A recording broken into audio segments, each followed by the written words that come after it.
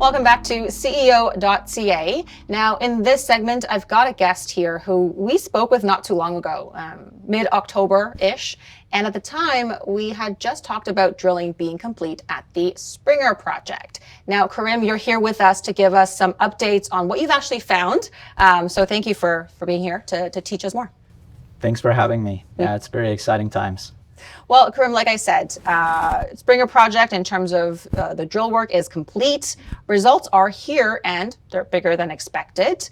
In specifics, 440 meters were drilled and the entire thing came back mineralized. We see that almost a full percent total rare earth oxide trio from top to bottom is reported here. What does that tell you about the size of the system that you've got here at Springer? Yeah, no, that's a great question. It's absolutely, we went deeper than planned for that borehole alone, and it's vertical. After the first borehole, where it also went deeper, the mineralization was continuing along dip. This one went vertical. So now we're finding more. It's outside of the mineralized zone that we know from the resource update, but what we're finding is more of these rare earth elements. But this is phenomenal. This is one of the best drill intercepts for rare earths globally. It's probably top 5 because it's completely consistently mineralized from top to bottom, what we, sampled throughout. So it's very exciting. Well, you just gave us a global kind of snapshot. Rare earths typically come in narrow, high-grade zones, but you're calling this more like a bulk tonnage system. What's the difference here, and why does that matter for a project's economics? That's a good question because, look, this is carbonatite. Yes, there are carbonatite veins where we were looking for, but what we see that is throughout the rock. That's why we continue to drill when we saw visually that it's throughout, you see those carbonatite and fluoride within the rock. So it's more like you can think as porphyry system for copper. Look, we're talking about with the current DOD pricing, the floor price that is being established in the US, you're looking at this rock as being entire borehole about $250 per ton. For gold equivalent, it's almost 2 grams per ton. The entire boreholes, 450 meters. And the high intercepts go as much as 20 meters at almost 4 grams per ton gold equivalent for the rare earths we have. Well, you mentioned in the past that your resource update is coming in early 2026. You're adding gallium to the model. Now with these results, and of course more pending, because we're not just quite done yet with your results reporting, how much does that change what you're expecting to report? Yeah, this is actually better than we expected. We knew it was going to be a bigger system based on what we visually knew at the time of the drilling. Right now, these numbers are way better, way phenomenal than we expected. So I think it's going to be a lot bigger and a better grade. Look, we're still waiting for the gallium results from the first and second borehole. I'm hoping those to get in the next week or two. And we still have 2 more boreholes before we can update the resource. Yeah. And you've got heavy rare earths here at Springer, specifically terbium and dysprosium, which are considered expensive parts for magnets. What's the overall mix looking like? And how does that stack up against other rare earth projects that's in the market today? That is, yeah, absolutely. One of the things we definitely look at consistently. We evaluated the first and the second borehole, especially this borehole has more heavy rare earths, the ones that you mentioned, not only light rare earths that are important for magnets, but the terbium and dysprosium are very, very valuable at this point.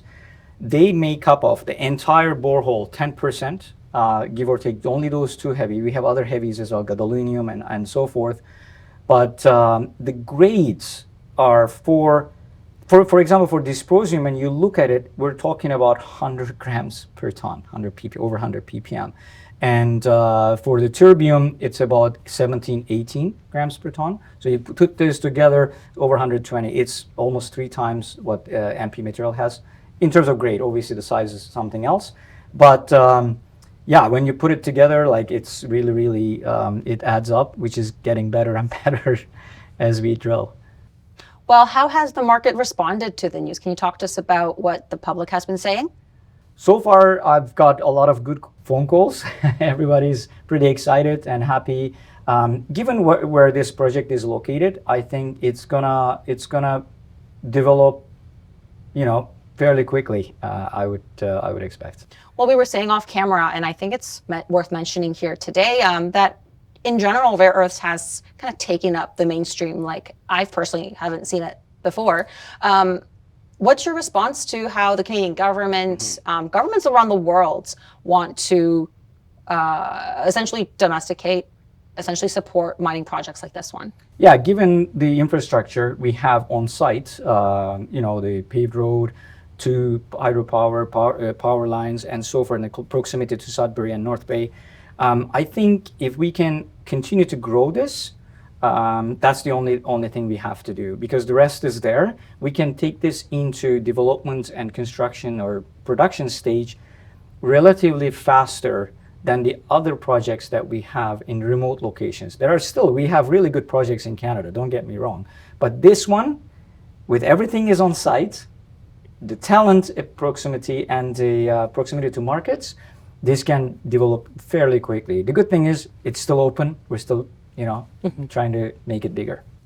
Now, I know you've already talked about this already, but I think it'd be helpful for us to summarize here at the end of our conversation what sorts of catalysts we can look for by the end of the year for Volta. Yeah, so the gallium results from either hole, first and second boreholes that we just got the rare earth results. It's a different system, so we're waiting for those results still. In the coming week or two, we should have those.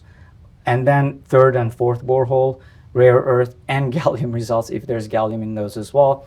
And then after those, we're updating the resource by January or February at the latest. We'll have the updated resource for rare earth and hopefully standalone gallium resource as well. All right, Kerem, we're going to leave it there for now, but appreciate you being here again. Thanks for having me.